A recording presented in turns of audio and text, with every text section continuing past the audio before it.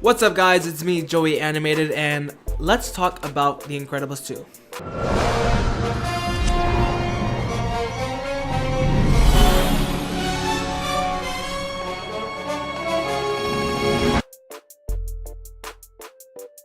So the movie starts off with Tony being interrogated by Rick, which is the old guy that relocates the family, and the Incredible family going against the Underminer from the last movie, picking up where we last left off. He ends up getting away, and they end up causing a crap ton of damage, which results in their last relocation because Rick's division of the government has been shut down since that day was the last day. It was the last straw basically for superheroes, and they ended up passing a law that says superheroes are now forever illegal. No more superheroes. They were already underground, but now they have to go even more underground. Stay there. That's it. Frozone, Mr. Incredible, and Elastigirl are all offered a chance at making superheroes legal again by teaming up with this guy named Winston. He's the head of a world-class telecommunication company, and alongside with his sister, Evelyn. There we go. They end up picking Elastigirl as the face of their campaign while Mr. Incredible is left at home with their kids. While at home, watching the kids, he's helping Dash with his homework, and Violet is upset because his mind was erased and she's gone from his memory, so they didn't go on their date. And Mr. Incredible also finds out that Jack has powers. And note that Jack's powers are elevated in this one. It's not what we just saw last one. He has 17. Elastigirl finds out that she's going up against someone named Screen Slaver, and then after a couple foiled attempts, she ends up catching the perp, supposedly, ends up being a pizza guy. She comes to the conclusion that the pizza guy is actually just a pizza guy and the actual Screen Slaver is still out there, but it ends up being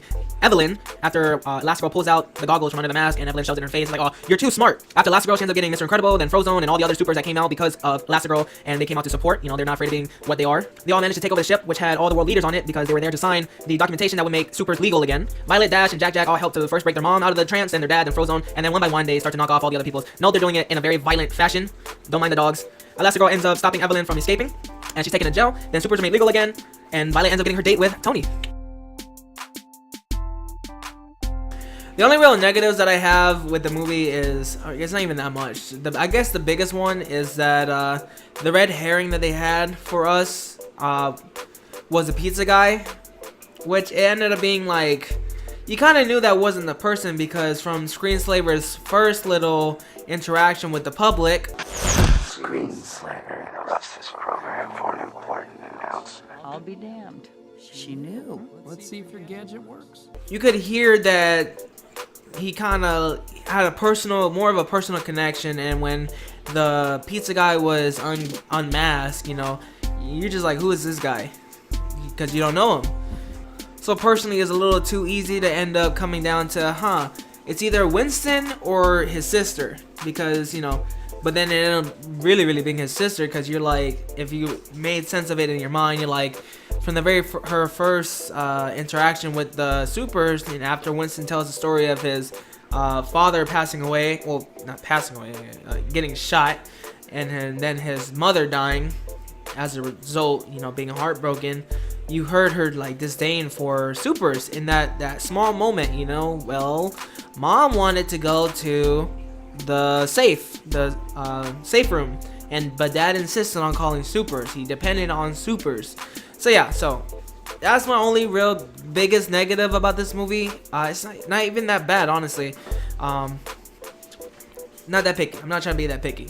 I guess my next negative is the movie didn't come out sooner, and I feel like they must have had more of Edna, but ended up cutting most of her. She did what she had to do, and she was still awesome in her like small role.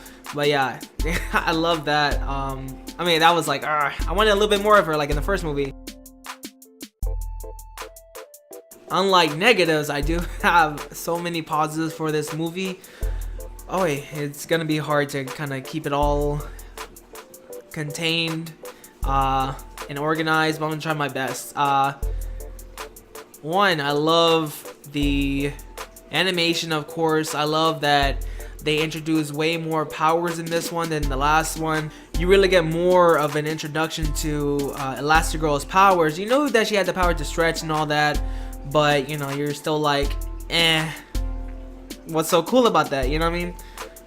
The first one, even though she did work, it still wasn't much. But this one, she really gets the spotlight on her, and you can really see her pan out how she is supposed to, and it's pretty cool, honestly. Like, you don't really see a lot of people with the stretch power, really doing much. They can only stretch, so you would think it's kind of lame, but they really bump it up in this movie. Bob, he don't really do much. I'm sorry, but he's just strong. You know, there's not much you could do with strength. Honestly, like showing wise, visually. Jack Jack. Oh my god. Every scene with Jack Jack is just pure freaking gold. Like, my favorite personal scene from the entire movie has to be Jack Jack versus the raccoon. Oh my god, that I just started watching funny videos about raccoons and they are so adorable. Oh my god, and it was just so funny to see this raccoon go against Jack Jack, because Jack Jack is watching his little TV show and the raccoon looks like the robber. You know, it looks like he has a little black thing over his eyes. And so oh my god, that entire thing was just hilarious. And it just props to this raccoon, because he sees the powers of this kid, and you can see he gets scared, but then after he figures out a way to get around it, he comes right back and starts fighting Jack Jack. I'm like, damn, any other animal would be like, ah, the first second and run away. But yeah, that was too adorable. Oh my god. Again, with the more usage of the powers, because they're going against actual, like, people, individuals, instead of like a big robot like the last movie, you can kind of get more of a feel for some of their powers. Like Violet, she especially like shines in this movie, because in the last movie, you can only see that she can create force fields and go invisible. That's really kind of it. This one, you see that she has the power to, she can create some kind of, I don't even know what to call it, like a force of cutting, whatever the heck. She sliced a rock in half. She's able to create like a force field inside of an object in order to expand it. And honestly, I love the power of Void. It's actually pretty interesting. Really, really nice to see on screen, because you haven't had anyone like that in any cinema, like in the MCU or DC or anyone. Honestly, and my last positive has to be, personally, it's not as emotional as the first one, but I feel like they did a really good job, especially being an animation, where the villain of the movie isn't like, I will avenge my, the death of my parents or such. After Winston tells the story of his parents, dying, his father getting shot and his mother dying sometimes afterwards, it's very subtle. I like how subtle they keep it, to where she's not like, screw you supers, da da da. She has a little bit of an outburst, of course, but it's called for. It's not unnecessary, and it just makes sense, at that moment. And she still ends up keeping her cool. She calms back down, but she's not like, oh, I'm gonna she's not like Underminer. Let's say that Underminer pops out, and he's like, I am the Underminer, yada yada yada. So they keep a lot more subtle, which I honestly like. I appreciate that. It's like, it's worthy for an adult, of course, and as well as, still being understandable for a child. Personally, I would say they did a really, really, really good job. But sequels are always cursed with that doubt that they're not gonna hold up to, they can't hold a candle to the first one, its predecessor. And I feel like that's for any sequel that comes out. No matter how good the first one was, we may want to see another one, but it's always going to have that doubt that just all sequels have, that it's not gonna be as good as the first one. This one, you can let go of your doubt. It's really, really, really good. It's as good as the first one, if not the first one is better. Personally, the first one is better.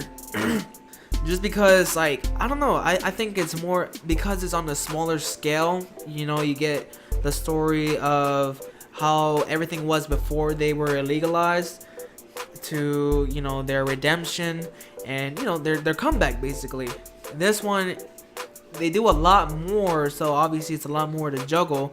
It still has a clear line that they're trying to set, of course, but you deal with more supers, you deal with more individual issues, Violet and her date, Jack his powers, Mr. Incredible trying to be a good dad and whatnot, you have a lot more to deal with, basically, you know. And Mr. Incredible is just trying to be a good dad. Miss Elastigirl is the face of, you know, their campaign again, you know. So she's doing all the superhero work and whatnot, really trying to do a good job and go against Screensaver, you know, and she's not trying to lose, basically. But honestly, you know, the first one is also better just because the villain as well, you know. I forgot what the saying is, but I think it's something like your movie is only, or your hero is only as good as the villain. It's something like that. I can't think of the actual thing. But basically, you know, like in The Dark Knight, Joker makes, you know, the Batman who he is. I mean, the Batman was already who he was, but like it like, you know, he plays off of them, like especially like cinematically. The Joker played off of Batman, Batman plays off of the Joker, you know, they go back and forth. And so the movie's so good because our villain is so good. And you know, the protagonist, the good guy, you know, or whatever, is set against odds, you know, when the odds are against him. And it's the villain's job, basically, to keep pushing them to the limit.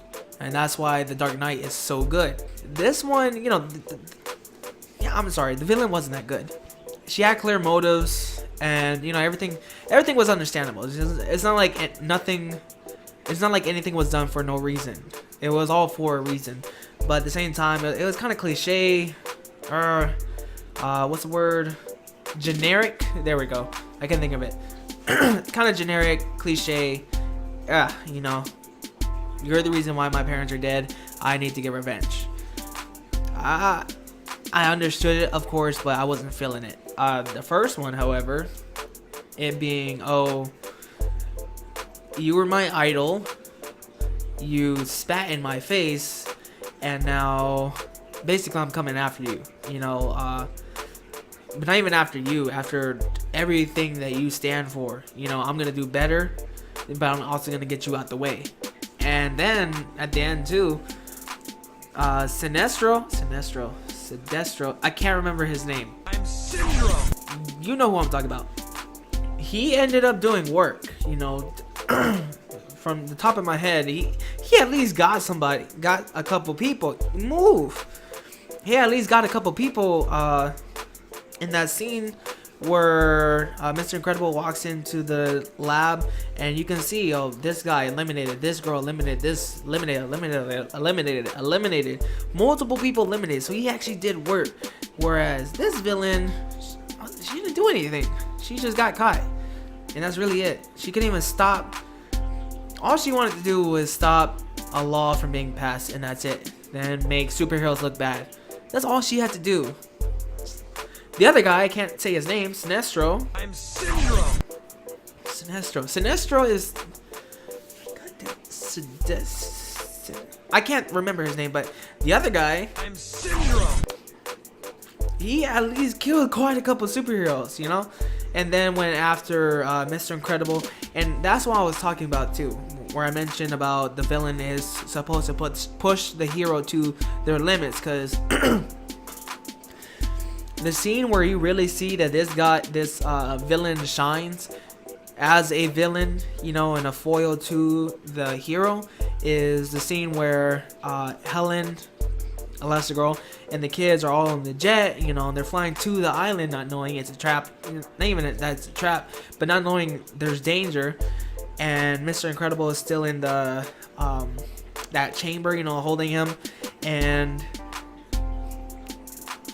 the villain, I can't remember his name, so the villain calls missile strike on the plane, and you really see how like pissed off and just in agony Mr. Incredible is when the plane explodes and they think everybody on there is dead.